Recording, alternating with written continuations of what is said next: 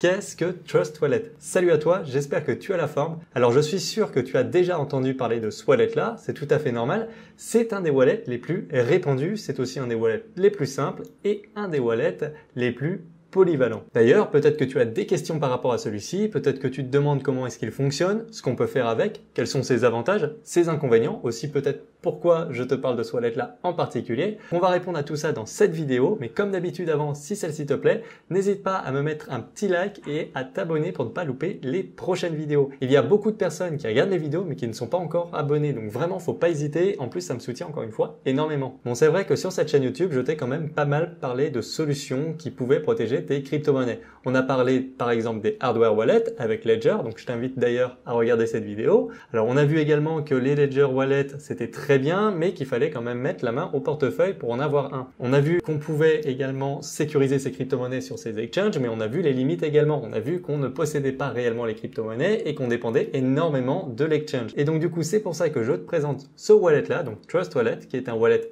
gratuit, mais qui est aussi un wallet où tu vas vraiment posséder tes crypto-monnaies. Alors après, ce n'est pas la seule raison qui a fait que j'ai choisi de te parler de ce wallet-là. Ce qu'il faut savoir, en fait, c'est que j'ai hésité avec pas mal de wallets, dont par exemple MetaMask, mais j'ai trouvé que quand même Trust Wallet parlait plus aux débutants, il était aussi un petit peu plus polyvalent. Donc forcément, mon choix s'est plus tourné vers celui-ci. Trust Wallet, c'est vraiment un wallet qui est très simple d'utilisation. C'est un wallet sur téléphone, donc forcément, pour se consulter tes crypto-monnaies dans la rue, ça sera également plus simple. L'interface est très épurée et honnêtement, elle est agréable à utiliser. Et en plus de ça, que tu sois débutant ou un peu plus confirmé, tu devrais y trouver ton compte également avec ce wallet. Un autre point que j'aime beaucoup aussi chez Trust Wallet, c'est que c'est un wallet extrêmement polyvalent. C'est-à-dire que, comme je te l'ai dit, c'est fait pour les débutants et les plus confirmés. C'est-à-dire le débutant, lui, va plus stocker, entre guillemets, ses cryptos et le plus confirmé va vouloir aller faire des choses un petit peu plus compliquées. Et le plus confirmé, il trouvera son compte avec de la DeFi, par exemple, parce que tu as des applications, ce qu'on appelle des dApps, qui sont directement incorporées dans Trust Wallet. Tu auras directement accès. Donc là, tu vas pouvoir t'éclater. Et c'est pareil, c'est un wallet aussi quand même multi-asset. C'est-à-dire que tu vas pouvoir y stocker du Bitcoin, de l'Ethereum, certes, mais plein d'autres cryptos. Et c'est ça qui me gênait un petit peu avec MetaMask, au-delà du fait que c'est un wallet qui a été extrêmement présenté sur YouTube et un petit peu moins pour Trust Wallet, mais MetaMask, tu ne peux pas stocker du Bitcoin dessus. Alors certains vont me dire, mais si, tu peux wrapper du Bitcoin et le mettre dessus, il n'y a aucun souci. Sauf que là, c'est pas vraiment du Bitcoin, de la blockchain Bitcoin. Donc voilà pourquoi je trouve Trust Wallet plus intéressant. Et un dernier point aussi qui pour moi est très important et qu'il faut quand même rappeler, je t'en ai déjà parlé un tout petit peu tout à l'heure, je t'ai dit que tu possédais réellement tes cryptos. Trust Wallet, c'est un wallet non custodial. Qu'est-ce que ça veut dire non custodial? Ça veut dire que tu as réellement la possession de tes clés privées. Posséder ces clés privées, qu'est-ce que ça veut dire? Tout simplement, déjà, ce qu'il faut comprendre, c'est que tes crypto-monnaies, en réalité, tu ne les stockes pas sur un wallet. Tes cryptos restent sur la blockchain. En réalité, ce que tu stockes sur un wallet, ce sont les clés privées. Parce que c'est ça qui va déterminer si tu vas pouvoir bouger de la crypto-monnaie d'un wallet à un autre. Parce que si tu ne les as pas, la blockchain, tu vas rien pouvoir faire. Parce qu'il faut forcément exposer tes clés privées pour dire, coucou, c'est bien moi qui ai les crypto-monnaies. Regardez, j'ai les clés privées. Donc j'ai le droit de les bouger. Sans ça, tu peux rien faire. Et le fait, du coup, de les avoir, de bien les détenir, tu peux faire ce que tu veux, quand tu veux et où tu veux. Tu es totalement libre. Alors que par exemple, sur un exchange, si ton exchange y plante, bon courage pour toucher à tes cryptos. Tu ne pourras pas. Donc tu l'auras compris, détenir tes clés privées, c'est vraiment te donner une liberté supplémentaire. Par contre, ce qu'il faut bien comprendre également, c'est que cette liberté va forcément te donner des responsabilités en plus. Alors je vais te donner un exemple tout bête pour illustrer tout ça. Imaginons que tu vives chez tes parents. Si tu vis chez tes parents, c'est confortable, c'est cool parce qu'on te prépare à manger, les factures sont déjà payées. Si tu perds tes clés pour rentrer chez toi, il y a quelqu'un qui est là pour t'ouvrir la porte. Mais par contre, il y a certaines règles, c'est-à-dire tu peux pas faire ce que tu veux, tu as des heures pour manger à table. Si jamais tes parents gèrent mal leurs factures, ça va te retomber aussi dessus, c'est-à-dire que tu vas mal vivre également. Ça se trouve, tu n'auras pas internet. Si jamais tes parents ont décidé de diviser la superficie de ta chambre par 2 pour augmenter la taille du salon, c'est leur choix également. T'as pas ton mot à dire. Et en fait, c'est la même chose quand tu mets tes cryptos sur un exchange. Donc tout est confortable, tout est adapté pour pas que tu te prennes la tête. Si jamais tu oublies ton petit mot de passe sur ton exchange, il n'y a pas de souci, tu peux contacter le support, tu peux faire mot de passe oublié, il y a plein de solutions. Par contre, si jamais l'exchange il plante, tu pourras pas bouger tes cryptos tout de suite. Si jamais l'exchange il décide de changer certaines règles, comme par exemple mettre un KYC parce qu'il veut obéir à la réglementation en vigueur, tu n'auras pas le choix parce que ça sera les règles. Tu peux aussi prendre ton indépendance et ça serait plutôt ça aussi prendre un wallet non custodial parce que quand tu vas prendre ton indépendance, tu n'as pas de compte à rendre. Si jamais tu veux faire quelque chose, tu peux le faire où tu veux, quand tu veux, et tu peux faire aussi, oui, comme je te le disais, ce que tu veux. Par contre, il y a aussi des choses qu'il faudra prendre en compte également, c'est-à-dire que si tu payes pas tes factures, les problèmes, ça sera directement pour ta pomme en priorité. Si jamais tu perds ta clé pour rentrer chez toi, à ce moment-là, tu n'auras personne pour t'ouvrir la porte. Donc, qu'est-ce qu'il faudra faire à ce moment-là? Il faudra appeler un serrurier, il faudra se débrouiller tout seul. Et là, tu n'auras pas papa et maman derrière. Donc forcément, tu auras une liberté totale, mais par contre, il faudra aussi prendre tes responsabilités. Et c'est exactement la même chose avec un wallet non custodial, c'est-à-dire que tu auras vraiment la possession de tes crypto-monnaies. Par contre, si tu perds tes clés privées, il faudra t'en prendre qu'à toi-même parce que tu ne les auras pas assez bien sécurisées. Et c'est pareil, si tu fais un petit peu n'importe quoi sur des protocoles, par exemple, décentralisés, ça c'est pareil, tu pourras t'en prendre qu'à toi-même parce que tu n'avais pas investi correctement. Parce que généralement, sur des exchanges, on va te proposer un petit peu de DeFi, des outils qui touchent à ça, mais l'exchange va choisir pour toi des protocoles qui seront déjà bien plus sécurisés pour eux, ils auront fait le tri pour toi et donc forcément ça sera plus confortable. Même si tu gagneras un petit peu moins, au final ils auront quand même pris des choses assez sécurisées pour t'éviter d'avoir des tracas. Alors après, j'ai bien conscience que ce que je suis en train de dire là, c'est évident pour beaucoup de personnes. Mais je préfère vraiment faire le rappel avant d'aller plus loin parce qu'il y a beaucoup de personnes qui font n'importe quoi sur ce type de wallet là et qui perdent de la crypto bêtement. Donc maintenant que tu as compris ça, ce que je te propose de faire, c'est d'aller directement voir l'application et que je te la présente. Bon, déjà, la première chose que tu vas devoir faire, tu te doutes bien, c'est de télécharger l'application. Donc je fais quand même un petit rappel que si tu télécharges un wallet, fais très attention quand même à bien regarder le nombre de téléchargements qu'il y aura eu sur l'App Store ou sur le Google Play Store. Regarde bien les avis, regarde bien les commentaires également parce que des fois, il y a des petites copies qui se glissent et c'est des faux wallets pour voler les fonds des utilisateurs. Donc vérifie bien. Normalement, Trust Wallet, il y a quand même pas mal de téléchargements là-dessus. Et si jamais tu as peur, n'hésite pas à aller chercher le téléchargement directement via le site du constructeur. Donc quand tu auras téléchargé le wallet et que tu auras ouvert l'application, tu auras deux boutons qui te seront proposés. Donc un pour créer un nouveau portefeuille et un pour restaurer un portefeuille. Alors la deuxième option, on va y revenir un tout petit peu plus tard. Déjà, toi ce qui t'intéresse, c'est de te créer un nouveau portefeuille. Alors si jamais aussi tu es expérimenté, que tu as l'habitude d'ouvrir ce type de wallet là, ce que je te propose c'est d'aller un petit peu plus loin dans la vidéo parce que là je vais revenir sur des étapes qui sont très importantes et qu'il faut pas négliger. Mais après si toi tu as l'habitude, encore une fois, je pense pas que ça te soit très utile. Donc maintenant que ça c'est dit, une fois que tu vas cliquer sur créer ton portefeuille, tu vas arriver sur une petite page où on va te demander d'accepter les conditions générales. Je vais pas m'attarder dessus, ça je te laisse les lire de ton côté si jamais ça t'intéresse. Moi je vais aller un petit peu plus vite que ça. Alors une fois que tu vas cliquer sur ces conditions-là, on va te dire aussi que tu vas avoir 12 mots à retenir et à noter quelque part. Alors, je tiens vraiment à faire une petite parenthèse par rapport à ça. Ces 12 mots, ils vont te servir à récupérer ton wallet, à faire une restauration de ton portefeuille si jamais tu as un pépin. Donc pense à bien les noter sur un bout de papier quelque part où tu pourras les récupérer. Ce qu'il faut bien comprendre, c'est que ces 12 mots-là, ils vont te permettre de récupérer tes clés privées. Donc si jamais tu les perds et que tu as un pépin, tu ne pourras pas récupérer tes cryptos. Donc ça, fais très attention. Comme je te l'ai dit tout à l'heure, la liberté c'est bien, mais ça a un prix, il faut prendre certaines précautions. Et c'est de ça que je te parlais par exemple.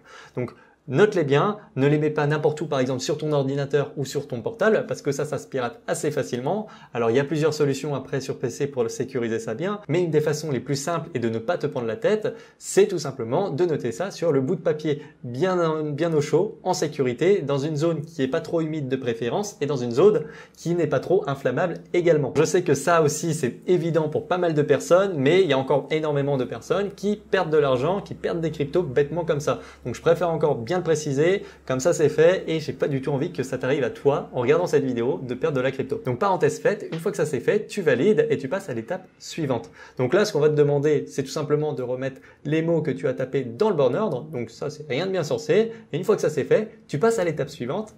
Et là, félicitations, tu as créé ton wallet. Alors moi, ce que je vais te proposer, c'est de te rajouter une étape intermédiaire, une étape facultative que je te recommande quand même vivement de faire. Alors cette étape, tout simplement, ça va être de supprimer ton compte actuel sur ton portefeuille Trust Wallet. Alors pourquoi? Tout simplement parce qu'on va le restaurer pour voir si tu as bien noté tes mots. Je t'invite à faire ça parce que si jamais tu as un pépin plus tard, si jamais, par exemple, tu perds ton téléphone, ton application elle déconne et qu'il faut restaurer ton wallet, eh ben, ça sera pas quand il y aura de la crypto-monnaie qu'il faudra techniquement tester ça. Parce que imaginons que tu aies mal orthographié un mot, que tu aies mal fait quelque chose, à ce moment-là, tu risques d'avoir perdu tes cryptos.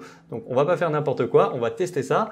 Et en plus de ça, si jamais un jour plus tard, tu as un problème avec ton wallet, que tu es un petit peu paumé et que tu t'as oublié comment faire, tu auras juste à revenir sur cette vidéo et à suivre cette étape-là. Donc, pour faire oublier ton portefeuille à l'application, il n'y a rien de plus simple. Tu vas sur le petit écrou avec marqué paramètres en bas à droite, tu vas tout en haut, tu cliques sur portefeuille.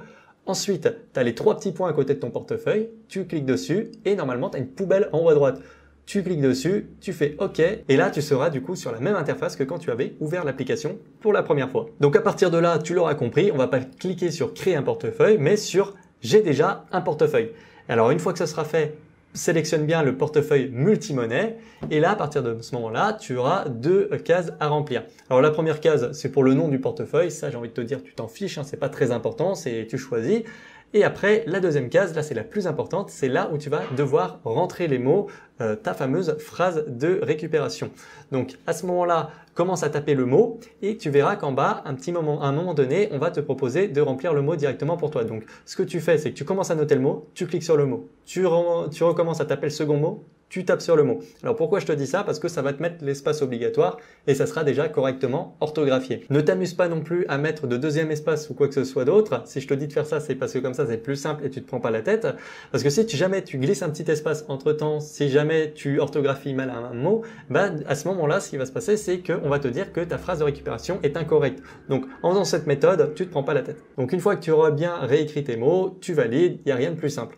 Donc félicitations, normalement, pour la majorité des personnes, le wallet va réapparaître. Par contre, si jamais ça te met que tes 12 mots sont incorrects, n'hésite pas à regarder encore une fois l'orthographe. N'hésite pas à regarder aussi si tu n'as pas mis de double espace, par exemple, comme moi, parce que ça m'avait porté préjudice. Et si jamais malheureusement ça ne fonctionne pas, je pense que c'est parce que tu avais mal écrit tes mots et je t'invite à refaire l'étape d'avant. Et c'est pour ça aussi que je te dis qu'il vaut mieux vérifier avant, pas quand tu auras un problème. Donc recommence l'étape, c'est pas grave et fais bien attention comment tu vas noter tes mots. Donc maintenant que tout ça c'est fait, on va enfin pouvoir passer à la partie la plus agréable qui est de tester et de visiter un petit peu l'application. Déjà, ce que tu vas pouvoir remarquer, c'est que tu as 4 gros onglets tout en bas. Donc nous sommes dans l'onglet principal, le portefeuille. On va dire que c'est vraiment le dashboard, c'est là où tu vas pouvoir faire la majorité des choses. Alors aussi de base, tu n'as pas beaucoup de crypto-monnaies qui vont s'afficher. Pour ça, t'inquiète pas, il n'y a pas de souci, tu vas pouvoir en ajouter d'autres. Tu as juste à cliquer sur le petit logo qui est en haut à droite et ensuite tu as juste à scroller pour sélectionner la crypto que tu veux. Tu peux aussi taper dans la barre de recherche le nom de la crypto qui t'intéresse. Et si jamais tu connais un petit peu plus et que tu as des tokens qui sont sur des réseaux particuliers comme la Binance Smart Chain, tu peux ajouter directement le token de façon personnalisée. Pour envoyer et recevoir de la crypto-monnaie, je suppose que ça tu sais déjà faire. Tu as juste à sélectionner la crypto que tu veux, donc par exemple du Bitcoin. Ensuite, tu cliques sur envoyer pour envoyer du Bitcoin et sur recevoir pour recevoir. Donc tu auras le QR code et tu pourras aussi copier l'adresse si ça t'intéresse de l'envoyer à quelqu'un. Tu peux également acheter de la crypto-monnaie directement sur l'application. Alors pour ça, tu vas juste passer par des services de paiement tiers. Donc tu auras par exemple MoonPay ou Simplex. Alors honnêtement, je ne suis jamais passé par ce genre de service. Moi, je préfère passer encore une fois par des exchanges. J'envoie mes cryptos de l'exchange par exemple à Trust Wallet. Et pour moi, je pense que il y aura moins de frais en faisant comme ça. Alors après, si toi, tu passes déjà de base par des services comme ça et que c'est moins cher pour toi, n'hésite pas à le mettre en commentaire et à me dire que je suis en train de me planter. Mais honnêtement, je pense que j'ai pas tort là-dessus. Toujours dans la partie portefeuille, tu remarqueras qu'en haut, il y a 3 onglets. Donc là, nous sommes dans l'onglet jetons, mais si tu te balades un petit peu, tu as l'onglet finance juste à côté. Alors tu vas pouvoir retrouver des fonctionnalités par exemple de stacking en rapport avec la DeFi également. Tu vas pouvoir faire ce qu'on appelle du lending. Alors tout ça, j'en ai déjà parlé encore une fois dans ma vidéo sur la DeFi que je t'invite forcément à aller voir avant de regarder celle-ci parce que forcément je vais te parler un petit peu de DeFi. Donc si tu es débutant, si jamais tu ne comprends pas tous les concepts, vraiment n'hésite pas à aller voir cette vidéo parce qu'elle est vraiment très simple et elle parle vraiment bien aux débutants à mon avis. Dans l'onglet suivant, tu vas avoir également les objets de collection. Donc ça c'est tout simplement les NFT. Donc ça c'est pareil, j'en ai déjà parlé dans une précédente vidéo que je t'invite à aller voir. En plus, celle-ci, elle est très courte, elle dure 5 minutes. Mais sache que tes NFT, tu pourras les faire apparaître ici. Donc voilà pour la partie portefeuille. Donc maintenant, ce qu'on va faire, c'est qu'on va passer directement dans la partie d'apps, donc dans le deuxième gros onglet. Donc c'est ici que tu vas trouver les applications décentralisées. Donc je vais pas toutes te les présenter parce qu'il y en a tellement. Par contre, j'ai juste envie de te dire de faire très attention parce que cette vidéo, encore une fois, elle a juste pour but de te parler d'un wallet en particulier. Elle n'a pas pour but de te présenter ce qu'est réellement la DeFi, ça je l'ai déjà fait dans une vidéo, et elle n'a pas pour but de te présenter des protocoles. Donc c'est pour ça qu'il va falloir bien faire tes recherches à chaque fois, ne pas faire n'importe quoi. Donc là je vais te prendre l'exemple de PancakeSwap par exemple, mais j'aurais pu très bien en prendre un autre. Celui-là je pense que tout le monde le connaît, j'aurais pu prendre aussi Uniswap. mais c'est encore une fois qu'un exemple. Je vais pas du tout rentrer dans le détail à ce niveau-là. Si jamais par contre une vidéo sur PancakeSwap t'intéresse, n'hésite pas à le demander en commentaire. Mais avant, n'hésite pas à regarder ce qui se fait déjà sur YouTube. Tu verras qu'il y a énormément de vidéos qui traitent de ce sujet-là et qui sont assez bien faites. Donc cette partie d'apps, elle a déjà un moteur de recherche déjà intégré. Donc si ça t'intéresse, tu tapes le protocole DeFi que tu veux et tu le retrouveras assez facilement dessus. Pense bien à sélectionner le bon réseau. Par contre, pense également à connecter ton wallet. Donc par exemple, moi là, je vais connecter Trust Wallet, c'est pas compliqué. Je vais bien sélectionner le réseau Binance Smart Chain, ça c'est très important. Et après, je vais pouvoir faire exactement ce qu'on pourrait faire sur PancakeSwap. C'est-à-dire que si je veux apporter de la liquidité, je vais pouvoir le faire. Si je veux par contre juste faire un simple swap, je vais pouvoir également le faire. Donc c'est exactement la même chose que tu pourrais faire depuis ton MetaMask. Donc ça, c'est extrêmement intéressant. Alors après, comme sur tous les protocoles DeFi, par exemple, si tu passes sur un protocole de la Binance Smart Chain, pense bien à utiliser du BNB. Il faut forcément que tu aies du BNB pour pouvoir payer tes frais de transfert, tes frais d'utilisation sur la blockchain. Pareil, si tu utilises un protocole comme Uniswap par exemple, pense à avoir de l'Ethereum parce que forcément tu ne pourras rien faire sans Ethereum parce que c'est l'Ethereum qui va payer toutes tes transactions. Donc voilà pour la partie application décentralisée. Donc tu vois, je rentre vraiment pas dans le détail parce qu'encore une fois chaque protocole est différent. Je t'invite vraiment à faire tes recherches sur chaque protocole et à ne pas faire n'importe quoi. En attendant, PancakeSwap c'est très connu, tu peux commencer par là pour commencer à te renseigner dessus. Et encore, fais très attention parce que dessus tu peux tomber également sur des arnaques. Donc maintenant que ça c'est dit, on va pouvoir passer à l'onglet suivant, donc la partie DEX. Alors DEX c'est Decentralized Exchange, donc c'est pareil, c'est de la DeFi encore une fois, c'est-à-dire que tu vas pouvoir échanger de la crypto-monnaie dans l'onglet Swap et dans l'onglet Exchange aussi. Quelle est la différence entre les deux? L'onglet Swap, tu ne vas pas avoir de contrôle réel sur ton prix, par contre ça va être très simplifié, et la partie échange, tu auras un meilleur contrôle sur ton prix, tu vas avoir quelques petites fonctionnalités en plus. Donc ça c'est toi qui décides, mais le principe reste exactement le même, c'est-à-dire que tu vas pouvoir échanger de la crypto contre une autre crypto-monnaie sans avoir à passer par un organe centralisé comme un exchange par exemple. Et enfin, pour le dernier onglet, la partie paramètres, tu verras qu'il y a aussi des choses à dire dessus. Par exemple, tu as la partie portefeuille dedans. Donc là-dessus, si tu veux importer d'autres wallets, tu vas pouvoir le faire directement ici. Donc comme tout à l'heure, tu cliques sur restaurer un wallet, tu dis j'ai déjà un wallet et tu vas pouvoir importer ce que tu veux. Donc c'est-à-dire une clé privée, tu vas pouvoir importer directement une recovery phrase. Donc c'est ce qu'on a tapé tout à l'heure, c'est-à-dire les 12 mots, mais ça peut également être 24 mots. Autre chose d'intéressant également, c'est la partie sécurité. Par pitié, clique dessus parce que c'est là où tu vas pouvoir mettre un mot de passe pour verrouiller ton application. Ça, c'est un minimum, parce que si jamais on te vole ton téléphone et qu'en plus directement on a accès au wallet, tu comprends très vite ce qui va arriver. Donc, à partir de ce moment-là, mets un premier verrou et en plus de ça, si tu as la possibilité, mets l'empreinte biométrique. Comme ça te facilite la tâche. Et la dernière partie qui peut t'intéresser également dans cet onglet paramètres, c'est la partie Wallet Connect. Alors, Wallet Connect, à quoi est-ce que ça sert? Imaginons que tu es sur ton ordinateur, que tu veux connecter ton Trust Wallet directement avec l'application depuis ton ordinateur. C'est très simple, tu vas sur ton PC. Par exemple, si tu vas sur Uniswap, tu cliques tout en haut à droite sur connecter un wallet et à partir de ce moment-là, tu cliques sur Wallet Connect. Ça va te générer à partir de ce moment-là un QR code. Tu cliques sur ton application Trust Wallet. Ça va te demander si tu veux accéder à la caméra. Bien entendu, tu vas dire oui. Et tu vas scanner le QR code et félicitations, tu vas avoir synchronisé du coup ton wallet directement avec le protocole Uniswap. Après, fais bien attention à bien déconnecter ton wallet une fois que ça c'est fini. Mais t'inquiète pas, normalement c'est bien crypté, c'est assez sécurisé et c'est quand même pas mal utilisé. Donc voilà pour l'application de Trust Wallet. Donc tu l'auras compris, c'est un wallet qui est très intéressant, qui est très simple d'utilisation et très polyvalent. Tu vas pouvoir faire pas mal de choses avec. Je tiens quand même à préciser que c'est bien plus intéressant d'avoir un hardware wallet, surtout si tu as des gros montants, encore une fois, je le répéterai jamais assez. Et si tu n'as pas vu ma vidéo sur Ledger, je t'invite à aller la voir. Cependant, ce wallet-là, c'est très bien pour commencer à s'émanciper un petit peu des exchanges parce que là, c'est une première prise de liberté que tu prends et félicitations si tu commences par là parce que c'est un très bon pas. Pour moi, ce wallet-là va surtout convenir à des petits portefeuilles principalement, c'est-à-dire que si tu as quelques dizaines, quelques centaines d'euros, ça devrait suffire. Par contre, dès que tu vas commencer à avoir investi plusieurs milliers, plusieurs dizaines de milliers, même plus d'euros, à partir de ce moment-là, je pense qu'il serait vraiment légitime de se commencer à se poser des questions. Est-ce que je prends un hardware wallet? T'es pas obligé de prendre une clé Ledger, il y a plein d'autres wallets de ce type-là, mais commence à bien réfléchir à des solutions bien plus sécurisées. Parce que là, il faut comprendre encore une fois que c'est un wallet uniquement sur téléphone. Donc si jamais, encore une fois, tu as un hacker qui est un petit peu bidouilleur, qui tombe sur ton téléphone ou que tu as un virus sur ton téléphone ou qu'il y a une faille de sécurité qui est beaucoup beaucoup plus facile à exploiter sur un téléphone, tu peux avoir des problèmes.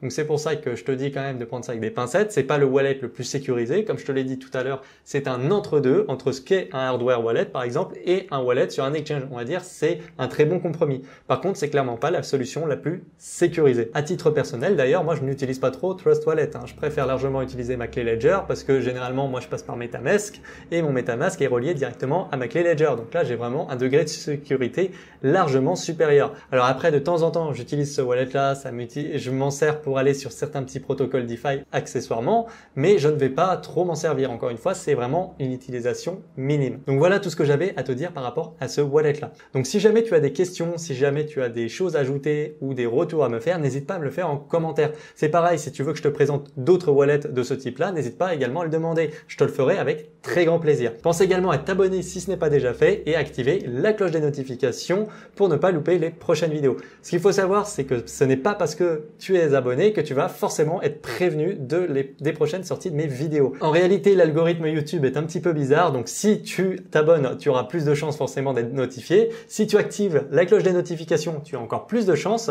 mais ce n'est pas sûr à 100%. Donc voilà, donc pense à mettre toutes les chances de ton côté. En attendant, je te dis à la prochaine. Merci d'avoir regardé la vidéo. Ciao!